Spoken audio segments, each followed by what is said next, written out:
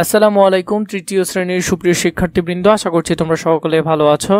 বিগত ভিডিওগুলোতে তোমাদের 13 পৃষ্ঠা পর্যন্ত ভিডিও দেওয়া হয়েছে। তোমরা যদি দেখে না থাকো তাহলে প্লেলিস্ট আকারে সাজানো রয়েছে, তোমরা দেখে নিও। এখন শুরু করব তোমাদের ক্রমবাচক সংখ্যা থেকে। চলো শুরু করি। তোমার শ্রেণীর 20 জন শিক্ষার্থী উচ্চতা অনুযায়ী ছোট থেকে বড় ক্রমে লাইনে দাঁড়াও। লাইনের প্রত্যেক শিক্ষার্থী তার অবস্থান ক্রমবাচক সংখ্যায় বলো এবং নিচের প্রশ্নগুলোর উত্তর দাও। তোমার অবস্থান কত? কতজন শিক্ষার্থী তোমার চাইতে লম্বা বা খাটো? ছোট থেকে বড় ক্রমে দাঁড়ানো শিক্ষার্থীদের অবস্থান অনুযায়ী নাম লিখি।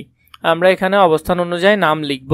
প্রথম অবস্থান বা প্রথমে আমরা দিয়েছি আখি, শায়লা, রিয়া, লামিয়া, হাবিবা, শামি, ময়না, নাবিলা, স্বর্ণা। নবমে দিয়েছি স্বর্ণা, দশমে দিয়েছি আয়েশা, একাদশে দিয়েছি মারুফা বা দ্বাদশে দিয়েছি রশিদা, ত্রয়োদশে দিয়েছি বাশার এবং চতুর্দশে দিয়েছি হাফিজা, পঞ্চদশে দিয়েছি নাসিমা, ষোড়শে দিয়েছি মালিহা, সপ্তদশে দিয়েছি তুলি এবং অষ্টাদশে দিয়েছি জাকির, ঊনবিংশতে দিয়েছি জলিল এবং বিংশতে দিয়েছি কবির। এখানে আমার অবস্থান ছিল ত্রয়োদশে বাশার।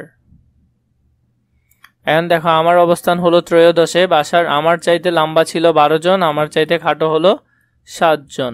আশা করি তোমরা বুঝতে পেরেছ। আমার নামের পরে ছিল 7 জন, 1 2 3 4 5 6 7, তাহলে আমার থেকে খাটো 7 জন। আমি যদি 13 নম্বরে হই, আমার আগের 12 জন আমার থেকে লম্বা ছিল। এরপরে দেখো তোমাদের শ্রেণীতে গণিতে প্রাপ্ত নাম্বারের ক্রম অনুযায়ী ক্রমবাচক অবস্থান লিখি।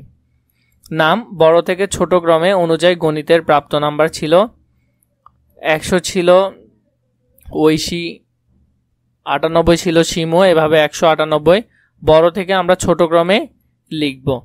তাহলে অবস্থানগুলো যদি আমরা এখানে লিখি তাহলে প্রথম, দ্বিতীয়, তৃতীয়, চতুর্থ, পঞ্চম, ষষ্ঠম, সপ্তম, অষ্টম এভাবে করে আমাদেরকে লিখতে হবে। তাহলে দেখো প্রথমটা গেল, এরপরে হলো দ্বিতীয়, এটা হবে তৃতীয়, এরপর চতুর্থ, পঞ্চম, ষষ্ঠম, 87 হবে সপ্তম, অষ্টম, নবম এবং 82 হবে দশম। এরপর দেখো 80 হবে একাদশ, 79 হবে দ্বাদশ, 76 হবে ত্রয়োদশ। এভাবে আমরা একের পর এক ওদের অবস্থানগুলো লিখলাম।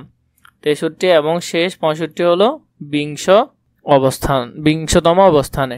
বাম দিক থেকে নিচের সারির দ্বাদশ নাম্বার পিঁপড়াটি রং করতে বলছে। তাহলে প্রথম, দ্বিতীয়, তৃতীয়, চতুর্থ, পঞ্চম, ষষ্ঠম, সপ্তম, অষ্টম, নবম, দশম, একাদশ এবং দ্বাদশ। তাহলে এই পিঁপড়াটি যদি আমরা রং করি তাহলে দেখো এখানে তোমরা এরকম করে সুন্দর করে রং করে দিবে। তাহলে দেখো এখানে দ্বাদশ নাম্বার পিঁপড়াটি আমি রং করে দিয়েছি। এরপর দেখো নিচের সিঁড়ির ধাপগুলোতে ক্রমবাচক সংখ্যা বসাই।